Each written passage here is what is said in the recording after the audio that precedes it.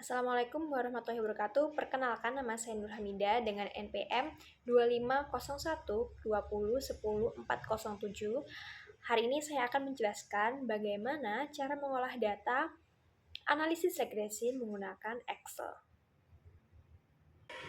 Baik, di sini saya akan menjelaskan bagaimana cara mengolah data menggunakan Excel untuk analisis regresi. Jadi ini adalah sebagai tugas saya untuk EAS Statistika Bisnis semester 1. Jadi yang pertama-tama kita buka terlebih dulu Excel-nya. Nah, di file Excel ini saya sudah mengumpulkan datanya sejumlah 30 sampel. Saya menyebarkan kuesioner kepada teman-teman sekelas saya. Nah, dengan judul hubungan durasi screen time terhadap jam tidur per hari pada mahasiswa manajemen kelas O. Dengan hipotesis H0 tidak ada hubungan durasi screen time terhadap jam tidur per hari pada mahasiswa manajemen kelas O. Dan H1 adanya hubungan durasi screen time terhadap jam tidur per hari pada mahasiswa manajemen kelas O. Jadi variabel X-nya itu adalah rata-rata total menggunakan layar, dan variabel Y-nya adalah rata-rata durasi tidur malam per hari. Oke, jadi langsung saja kita mengolah datanya. Yang pertama, kita masuk dulu di klik data ini, kita klik dulu datanya. Nah, kemudian analisis data yang sebelah kanan ya, atau data analisis. Kita klik. Kemudian kita cari regresi, kita scroll ke bawah sampai menemukan regresi. Nah, ini regression, kita klik OK. Oke, di sini kita input year range. Year range di sini adalah variabel Y-nya, di mana variabel Y saya adalah rata-rata durasi tidur malam per hari. Jadi kita klik di sini. Kemudian kita tarik sampai ke bawah sejumlah sampel yang kita butuhkan. Oke. Kemudian kita input X range-nya, di mana X range-nya, variabel X-nya saya ini adalah rata-rata total waktu menggunakan layar. Kita tarik sampai ke bawah. Oke. Di sini ada output option. Nah, teman-teman bisa memilih output option-nya, di mana saya memilih new worksheet. Jadi nanti datanya yang kita peroleh akan ada di sheet yang berbeda, tapi dalam satu file. Nah, kita bisa pilih yang ini aja. Kemudian saya akan memilih residual plots. Jadi nanti kita bisa tahu apakah data kita itu bias atau tidak. Jadi gitu ya. Nah, jika teman-teman sudah memilih, kita klik OK saja. Nah, di sini sudah terlihat hasilnya.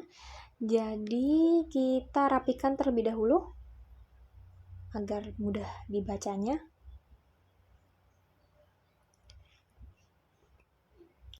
Oke, jika sudah muncul seperti ini dan sudah rapi, saya akan menjelaskan terlebih dahulu nih. Apa sih fungsi dari regresi, p-value, R-square, dan intercept, dan juga residual plot. Juga ada standard error. Nah, di sini regresi itu untuk mengetahui pengaruh dan membuat prediksi. Jadi saya menganalisis regresi ini untuk mengetahui seberapa besar pengaruh screen time terhadap jam tidur. Nah, kemudian p-value, menentukan apakah pengaruhnya signifikan atau tidak. Nah, di sini p-value itu jika lebih besar dari 0,05, maka pengaruhnya itu tidak signifikan.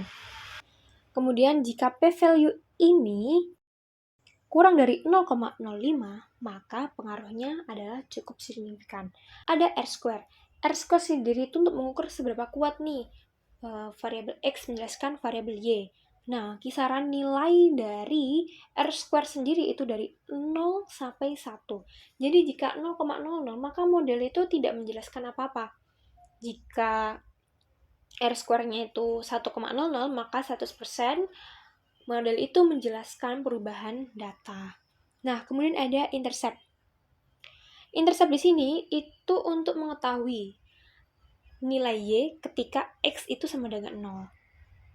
Kemudian ada standard error. Nah, standard error ini untuk menunjukkan seberapa besar kemungkinan prediksi meleset dari kondisi sebenarnya. Jadi di sini ada standard error yang regresi dan ada standard error untuk koefisien dari variabel X ini.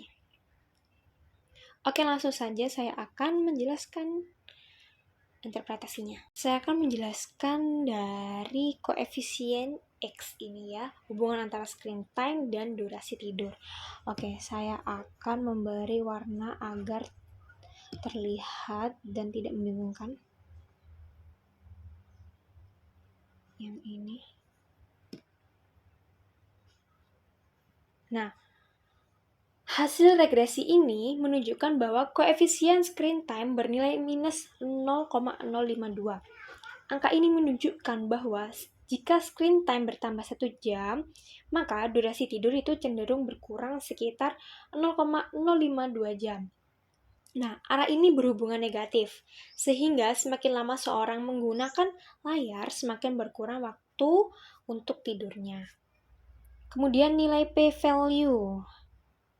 P-value untuk screen time. Ini saya akan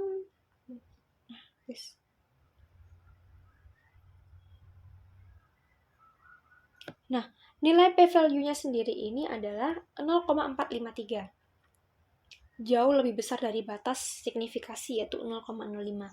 Artinya, hubungan yang ditemukan itu tidak signifikan secara statistik. Dengan kata lain, screen time itu tidak benar-benar terbukti mempengaruhi durasi tidur berdasarkan data dari penelitian ini. Kemudian ada nilai R-square. Nah, nilai R-square di sini itu 0,02. R-square di sini 0,020 atau nilai R-square adalah 2%. Berarti, screen time hanya dapat menjelaskan 2% dari variasi tidur. Nah, sisanya itu 98% itu variasi tidur itu dipengaruhi oleh faktor lain. Jadi, screen time bukan faktor utama yang menentukan berapa lama seseorang tidur dalam penelitian ini. Oke, kemudian ada standar error. Nah, untuk model standar error ini, yang regresi, itu standar errornya sebesar 1,31. Nah, hasil prediksi jam tidur mahasiswa memiliki rata-rata kesalahan sekitar 1,3 jam. Jadi seperti itu. Kemudian untuk standar error yang durasi screen time, itu menunjukkan 0,068. Nah, pengaruh screen time terhadap jam tidur itu jadinya kurang pasti. Jadi standar error itu menunjukkan seberapa besar kemungkinan prediksi itu meleset dari kondisi sebenarnya. Pada kali ini, nilai standar error itu cukup besar, berarti perkiraan jam tidur mahasiswa itu masih memiliki selisih waktu yang lumayan. Jadi hasil prediksi itu belum bisa dikatakan akurat. Kemudian di sini ada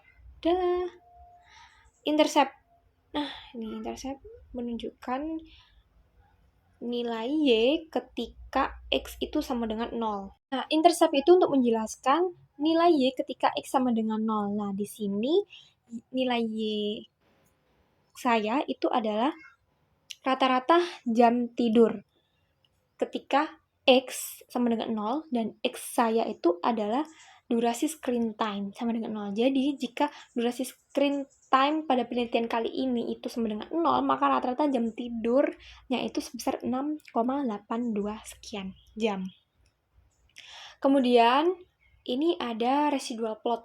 Nah, di residual plot ini, kita melihat bahwa persebaran datanya itu luas dan tidak ada model tertentu atau kecenderungan ke arah tertentu.